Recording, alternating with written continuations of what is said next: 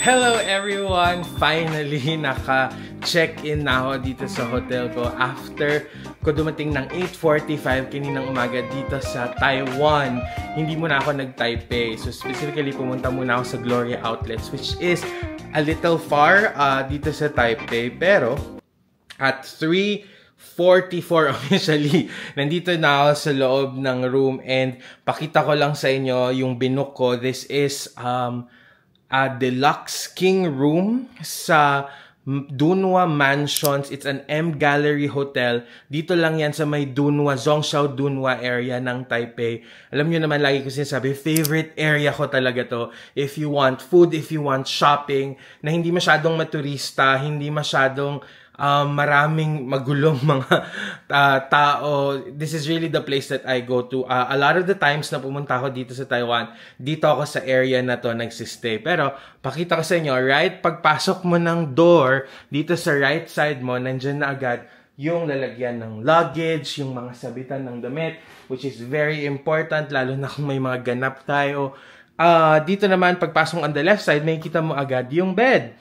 So, yung bed, king size siya. Tapos, meron siyang desk dito sa gilid. But what I like about this, mayroong may work table. So, isa sa mga pet peeves ko, ayoko talaga na nagtatrabaho sa bed. Kasi para sa akin, nako-confuse yung katawan ko. Ako lang ba? Nako-confuse yung katawan ko kung ano ba to, tulugan ba to, trabaho ba to. So, dahil meron siyang work area, dedicated work area, perfect na perfect lang to. Tapos, if you go straight, you'll see meron ditong lounge area. Lounge? Mukhang lounge. Hindi, pero merong couch, mayroong extra seat, may pa welcome drink sila sa akin. Tapos, merong TV na nandito din. If you look outside, hindi ko alam kung nakikita niya, but yeah, yung building na yan, that's actually Marriott Taipei. So, nakapag-stay na ako dyan, pero pagpasok ko kanina, nakita ko, sabi ko talaga, grabe, parang sinampal ako ng kahirapan. View lang ngayon yung Marriott Taipei. Hindi tayo nakapasok sa Marriott.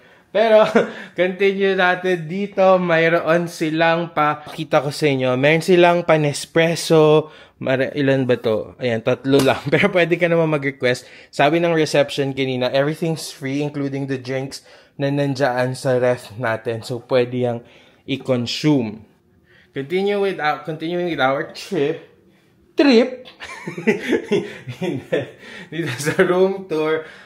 Dito sa side na to. So, ayun yung bed, diba? Katapat ng bed mo, yung sink.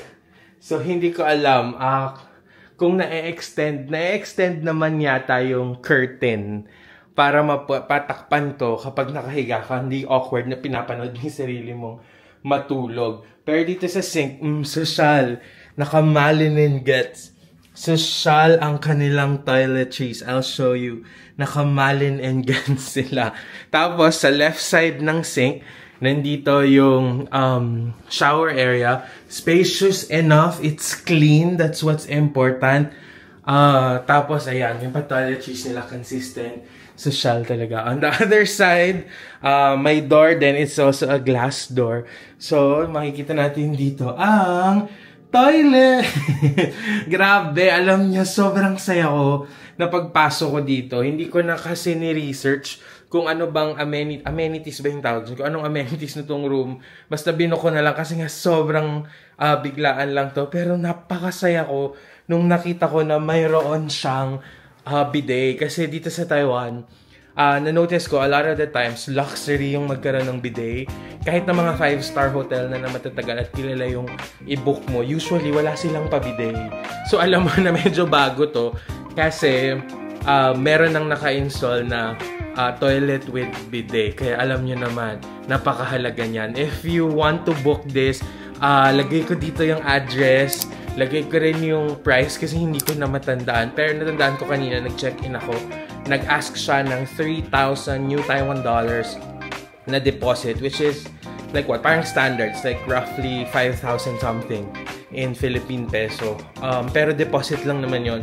Of course, ibabalik, hindi yun i-charge again. I-return yun sa card kapag wala namang kailangang i-charge dito sa room. If you wanna stay in the Dunhua area at gusto mo ng medyo mas malaking space, para nakakagalaw ka, nakakapagtrabaho ka, tapos may bintana, hindi ka feeling locked, this is really a good hotel.